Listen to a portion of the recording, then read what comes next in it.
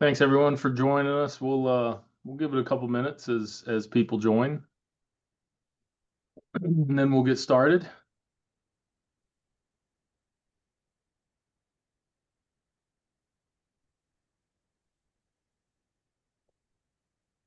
Uh, some compliance items that we have to put on here. Our compliance team loves this. Of course, our presentation is for informational purposes only, not intended to be legal or specific advice for each attendee. Um, Certainly not recommending any individual securities, and that's a conversation for you and your individual advisor. But you can check out all the fine print. All right, Justin, are you ready? Ready, ready. Let's do it. Thanks again for everybody attending. This is our fourth quarter 2025, the Path Forward webinar, where we visit kind of where things are, and Justin and I pontificate on where we think things are going, and what we're watching.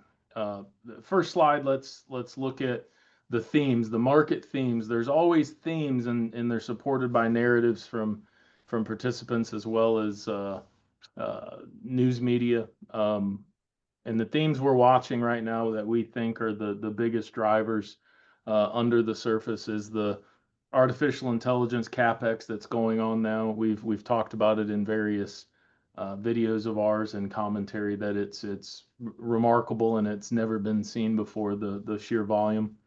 Number two is obviously the economy and inflation. Measures the labor market, measures the GDP, measures of the consumer and the spending, and how that partners with measures of inflation. And then finally, the U.S. dollar. The U.S. dollar has been left for dead for much of this year, and is perking up a little bit. So all of these flow together, but these are the major themes we're watching, and as we go through our presentation, we're gonna try to tie it back to one of these three themes when appropriate. Um, and with that, we'll get started with the big picture, 10,000-foot view, back to those themes we just talked about. What are some things we're looking at? Of course, the AI capex, the AI deals that are getting announced. Justin and I joke, Justin's actually visiting in North Carolina right now, staying in his apartment in my basement. But one of the things he commented was the news headlines every day. Who's the next AI deal, if you will. So what do you think about this, Justin? Yeah, so the biggest theme right now, AI CapEx, and as you can see just by skimming this chart, very, very large numbers. But what's important to remember is a lot of these numbers are future commitments. So when OpenAI, for example, agrees to pay CoreWeave 22.4 billion, we all must keep in mind that OpenAI hasn't yet figured out how they make a profit. So this is very much a kind of a forward-looking cycle. And to the recent point, the AI capex, Q2 GDP, it accounted for more towards GDP than the entire U.S. consumer. So that's just goes to show how much this is underpinning the economy at the moment. The big, big, big number. And this is a chart we found, which they're all doing deals with each other, so they've called it the AI flywheel, and we've talked about this often. So Justin, if you want to chat a little bit about this. Yeah, I think this represents quite a few things, but most importantly, what it represents is such a huge part of the economy at present in terms of the capex and also in terms of these companies being very large in the stock market. It's really just a handful of companies doing deals with each other effectively because it's very much to be determined how AI in general or specifically is going to make money for any of these companies, but they're all just investing in one another and ultimately buying chips from either NVIDIA or a few rising competitors. And back to the sheer numbers, the capex, the money that's being spent. This shows as a percentage of their EBITDA, a measure of their earnings. And as you see, they're really big numbers. The orange bars to the right are AT&T during what was the fiber optic and then into the dot-com bubble, and then Exxon into what was the commodity bubble or oil bubble, you could call it, of pre and post global financial crisis. And as you can see, at the time, that was unprecedented for them to spend that percentage of their EBITDA on CapEx. But blue bars to the left, you now see Oracle, Meta, Alphabet, Amazon, and Microsoft spending roughly or more the same of their EBITDA on CapEx for AI. And you could argue the ability for these firms to profit from AI is, less tangible than what you saw with AT&T and T and Exxon. But you can't really act on it. We're just presenting this again, 10,000 foot view, because this is the major driver of the markets as they are today. So we have to stay aware of them. Moving right along with, again, the big picture from a macro view, this talks about the economy, and any measure of the economy, it has weakened from really strong levels. That's key.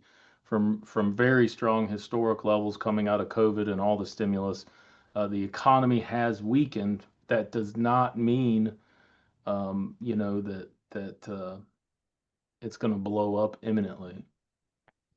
Right, but if you look at these three key measures, which are JOLTS, jobless claims, and U.S. unemployment, it is impossible to say that they are strengthening. So Right. again, they are weakening. They are weakening from historically strong levels. And one of the items that is getting a lot of press, and it's one of the things we won't know till hindsight, but the immigration policies of the current administration is impacting the labor markets, right? So that's why many of the the lower jobs, the higher unemployment is being kind of dismissed by market participants, is because there's been a bit of a reset. The bar's been changed on what means they're bad, what means they're good.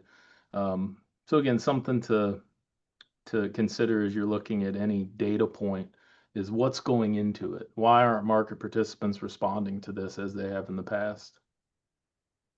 Another chart looks at Germany, a really key part of the Eurozone, obviously, and they've in the last 2 years started to spend some fiscal stimulus, some infrastructure spend. So it's important for us to pay attention to what's going on there.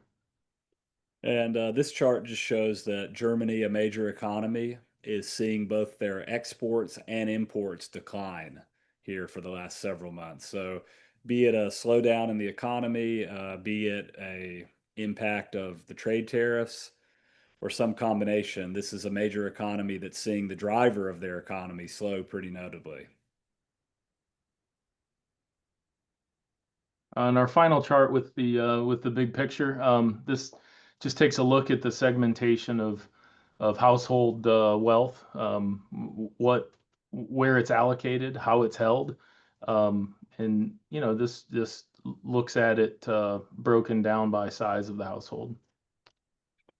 Yeah, and this is a pretty remarkable chart when you consider that there are 12 million households that are worth between $1 and $2 million, and they've got 70 plus percent of that entire worth tied up in the stock market through retirement accounts or their primary house. Yeah, and we did a presentation for one of our advisor partners last week, and this was something I talked about. Was I'm in a really unique position in that we work with a lot of our different offices, our different advisor partners throughout the country, and of course have some have some interactions with their clients. And then, of course, we have our own direct Sollinda clients. And I will just say this is the story I'll tell, I'll try to keep it brief, is when I came into this industry as an intern right around the tech bubble, um, there I am sitting in my cheap, my first suit from J.C. Penney's off the rack, this college kid, eager beaver, sitting in the corner of the office, these meetings with the branch manager. And I experienced grown men, breaking down and crying, and it really left a bias on me. And it's been confirmed that clients love making money, but times 100 they hate losing money, right? That fear and greed, what's driving oftentimes decisions. And that's why we have a data driven process, and we have 10 different strategies with different ideologies that are all being driven by data. And I will just say, that was, almost 25 years ago. The major shift from my standpoint in dealing with our clients, is the sentiment shift from fear of downside to fear of missing upside has done a 180. And I've got lots of anecdotal evidence or stories to talk about that. We can't act on that. It's more to be aware of. And this chart reiterates why that is. More and more people have their money tied up in the market or in real estate. And the smaller, if you will, on that. I mean, look, being a millionaire, I mean, come on, that's awesome. I don't want to minimize that, but on the scale of millionaires, the folks that have 1 to 2 million are the folks that are most reliant, oftentimes, on market returns. So again, there's no action to be done here, but think about it in the scope of your personal financial plan, and just take a look at how much risk you're exposed to, and really not looking out one statement cycle or three statement cycles or even a year, but look out 5, 10, and 20 years. And are you on track, right, to achieve your financial goals? And is one of your biggest risks exposing too much money to the stock market? It's a simple question. It's not subjective. It's very objective. Um, and make a decision, and be aware that is going on. Moving on to the U.S. stock market. We've been talking about this all year, that valuations are high and they continue to creep higher. And this just shows it going back through the 90s, that we are creeping up on some pretty high levels, but high levels can get higher, Justin. High levels can get higher, but it's also important to remember that historically there has been an inverse correlation between valuations and forward return, meaning that the higher valuations are, the more you should temper your expectation for returns in the near term. Next chart, again, looks at forward P ratios. This expands beyond the largest companies, which the last one didn't. Breaks down the Mag 7, large cap, mid cap, and small cap. And again, they've expanded their high. Yeah, so looking at the disproportionately or relatively high pink line, this is back to the AI situation. These are the companies that are presenting very strong, we'll just have to call them for now, narratives about what they're going to be able to do with AI. And as such, for now, the market is giving them a much higher valuation than other stocks within the market. Yeah, and that's what we've been talking about, is look, if this is to continue, then those bottom lines, the green and blue ones, which are mid-sized companies and small companies, they will have to keep pace, right? If this bull market is to expand even further, which we just crossed the 3-year mark, right? Um, and that's not an opinion. That's rooted in a lot of history. And moving right along on that small theme is small cap. This is a ratio chart of small caps relative performance to the Nasdaq, and I don't know any other way of saying this chart than the Nasdaq's dramatically outperformed small caps for an extended period of time. Maybe Justin's got something really smart to say. What I have to say is if you squint and look at it, it's possible this chart is starting to bottom, which would mean if this line or this chart moves higher, that would then be small caps outperforming the mega caps or the Russell 2000 outperforming the NASDAQ 100. To be determined, and keeping on the small cap theme is, is positioning extended? This would suggest it's not. Yeah, and just keeping in mind, there's various different ways to measure positioning. This one is put out by Bloomberg, but I believe it was a Goldman Sachs analysis originally, which basically just shows that participants at large are about neutral in terms of their exposure to small caps. So hypothetically, there is room for that exposure to grow and people to buy small caps from here. Correct. People aren't overexposed there already.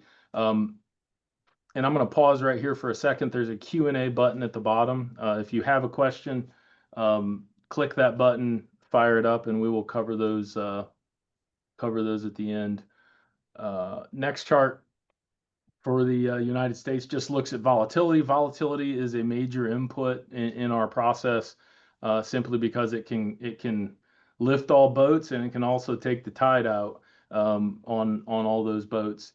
So we pay really close attention to volatility as it drives a lot of institutional big pockets of money that aren't just trading their money, but are trading their money on a lot of leverage.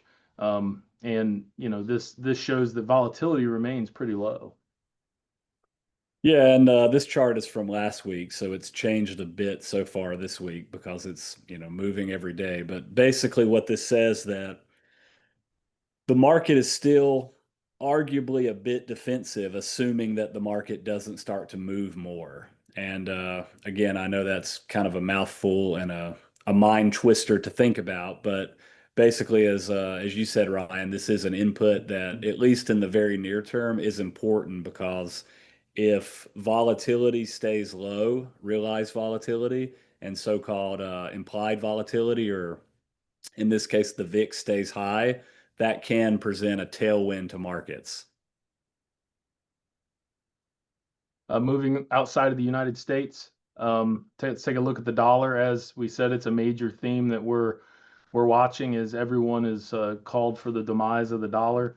Again, I've talked about in the past over my career. It seems it comes in chunks, and it's played out that way so far this year, but there appears to it found some support. Yeah, so this is the dollar index, which is heavy against the euro, predominantly Japanese yen, British pound, as well as a whole host of other global currencies. But as you can see here, the dollar strengthened a lot post-COVID. It then kind of went sideways, and year to date, it weakened quite a bit before ultimately, at least for now, bottoming and starting to turn back higher. So this has a lot to do with relative performance of non-US stocks versus US stocks, meaning that generally speaking, when the dollar is weakening, US stocks or non-US stocks, excuse me, tend to do well and vice versa. So it also has a lot to do with global liquidity, so-called financial conditions, et cetera. But something to keep an eye on here. Will the dollar continue to depreciate? Or will it reverse and once again start to rally? Because it changes some of the inputs that have driven some positive performance so far this year. Brazil's been a good spot to be. Latin America in general has been a strong performer on the international stage, but uh, as we point out here, it's coming into a little bit of resistance. Yeah, so this is the major US traded ETF for Brazil. So it incorporates Brazilian stocks as well as the Brazilian currency. This chart goes back to roughly 20 years. And as you can see, after a pretty sharp rally year to date, the gauge is coming up against what has been pretty significant resistance highlighted by the yellow line. So obviously, in order for this market to get moving more to the upside, it's going to need to break through those levels. So we'll see how that plays out. Horizontal lines is something that Justin and I talk about all the time because historically horizontal lines are important. They either are a stalling spot or once a security or a region breaks through them, they turn into support. So again, it's one factor in our analysis is these different areas and assets. Are there any horizontal lines in play? And it sounds so simplistic, but it's something we have to remember. Um, and AI, AI is impacting lots of countries, not just the U.S. Yeah, so despite the ongoing issue with trade tariffs and structural weakness with the Chinese economy, Chinese stocks have recently come out, Alibaba in particular, and talked about doing what? Investing in AI. And sure enough, market go up. Yes. And this is again part of the headlines recently. When we put this together, the headlines hadn't really hit yet, but this is part of it. Is if you know any U.S. soybean farmers, they're not real happy right now because um, much of their demand is has went away. Yeah, and just adding to that, in addition to China having thus far this year completely stopped what has historically been massive buying of U.S. soybeans, the U.S. administration just recently announced what is effectively a bailout of Argentina, which ultimately supports their soybean exports. And you could say that the U.S. Treasury is subsidizing a competitor to U.S. soybean farmers. So I'm sure there are some angry text messages being exchanged amongst government officials as a result of that. Yeah, it's again, you can't really act on this, but it's important to know the different layers that go on here, and that's a big deal. Moving on to fixed income interest rates.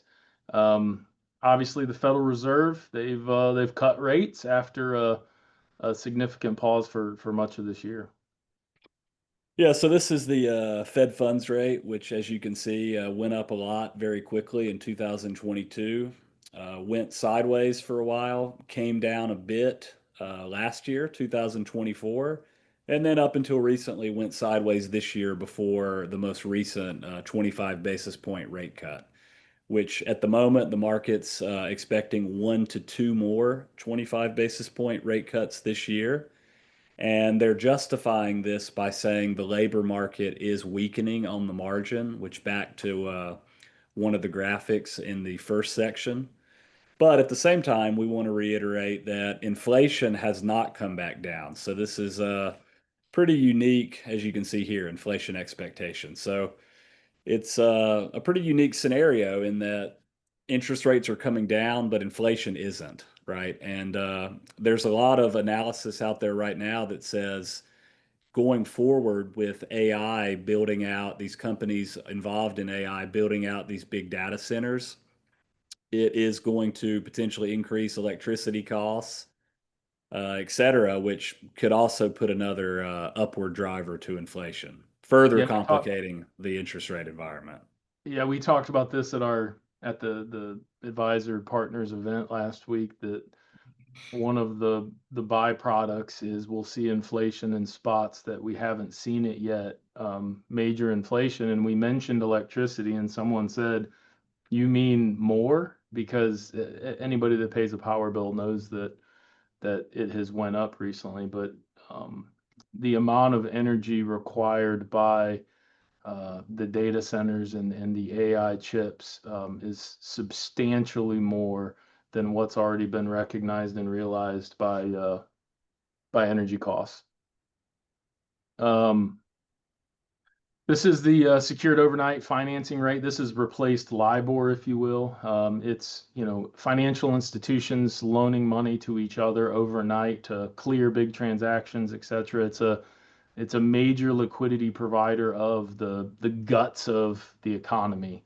And as you see here, it's went up a bit here recently. Which there's several reasons to potentially explain why this is happening, but regardless, what it is showing is that interest rates have come down, but the ease and cheapness in which banks can borrow money from one another, that's actually had become more expensive recently, which just shows that, there's potentially some friction in the system.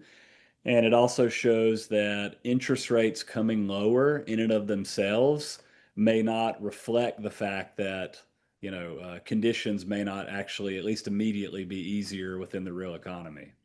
Yeah, and while financial conditions may be loosening in general, at the institutional level, they can be tightening. It's just a different lever that, oftentimes you don't experience day to day.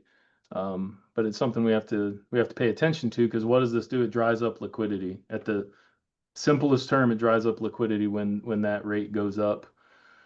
This looks at longer maturities. This is, I believe, looking at is this the 10 year? Is this the 30 year? This is 30 year. Yeah, I thought so.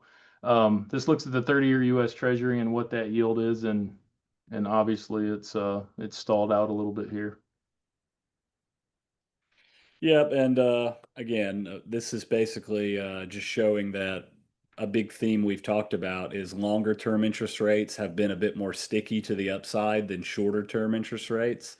And the reason for that is ongoing inflation, it's concerns around the US deficit, et cetera. But this graphic will be important to watch for two reasons. One, do long duration interest rates start moving higher again, which has been a source of volatility across all markets, or do they quickly start moving lower again, which in our analysis that would be difficult to happen, at least sustainably, if inflation doesn't in fact start to come down. Unless we enter some sort of recession, which of course drives down inflation most of the times and would cause some demand here. So again, it's range bound. It's something that we need to pay attention to.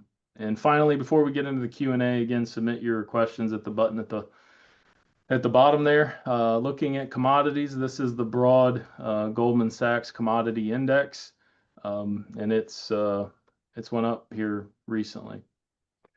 Yeah, going sideways really since 2022, but recently it started to drift higher. And what's interesting about this is oil is the largest component of this index, and oil has been not only relatively weak, but absolutely weak. So this is being driven by the metals complex, by certain areas of the agricultural market, et cetera. But, if oil were to start moving higher as well, you could see a situation very quickly where commodities at large are, appreciating, and that is historically associated with rising inflation and higher interest rates. So that also would complicate, the current policy outlook from the Federal Reserve. Yeah, and we just talked about oil. We talk about oil often because it's a major input and spills over to all over areas of investing. And it's, of course, continues to do very little trading at the bottom end of a multi-year range. Yeah, and again, this is from last week, so this chart has moved a bit lower so far this week, but we're closely watching what are those levels hit back in April and May during the initial tariff announcement. And at the same time, the oil market is processing the fact that there is increasing supply globally, but there's a reflexive nature to this. So if oil prices were to, come down a bit more and stay low this year, paradoxically, that could actually limit supply next year because a lot of that output would not be economical and certain producers would decide not to produce. So, oil is an important indicator, not just in terms of a real time market variable, but it also has a lag effect both on the oil industry as well as the overall global economy. Looking at some of the metals that Justin mentioned, this is gold, and the run here recently has been pretty remarkable. The interesting thing about gold is, if you're someone who wants to show that gold has outperformed the stock market, you show this chart. But if you look at it over other time frames, you can show that the stock market has outperformed gold. So it's really a matter of selectively picking your time frame for the narrative. But what's important to keep in mind is that both the stock market and gold, as you can see here, along with several other key assets, have basically been markets that have been in a secular uptrend. And, be it more money in the global system, be it, a lot of other factors, these are, money continues to go into assets in general, gold being one. Silver being another. Silver being a more It's caught up. speculative version of gold, yes. Yeah, it's continued to, it underperformed gold for the first run higher in gold, and it is suddenly caught up over the last uh, couple of months. Um, but now we move into our Q&A. Um, that we really appreciate you spending some time with us. We know you have a lot of places you could be, and we appreciate the opportunity. One of the questions that we get often is, what does it all mean? Right? That was some feedback we got after our last webinar. And, what it all means to me is each client in their individual variables needs to work with their financial advisor and determine, where are they on their financial journey of life, and pay attention to risk. Risk goes both ways. We closed our recent quarterly newsletter with, we know the sun's shining right now, and the vast majority of our strategies are positioned for that, outside of our one uncorrelated strategy, right? But the sun won't always shine. The this time is different narrative has grown exceptionally loud, and markets don't just go up, and we can't predict the moment that those will shift. It will happen at some point. It could be 3 days, 3 months, 3 years from now, but it will happen. The thing we can control is how much risk you individually are exposed to. So take a look at that, and take a look at that often. And are you okay with it? And make adjustments as such. Um, but anyways, that would be the biggest takeaway, is to know where you're at and know how much exposure you have to the downside, because no one's to that volatility chart. A lot fewer participants are even concerned about downside potential as they are capturing upside. But if there aren't any other questions, again, we appreciate you spending some time with us, and we will catch you next time. Thank you. Thanks.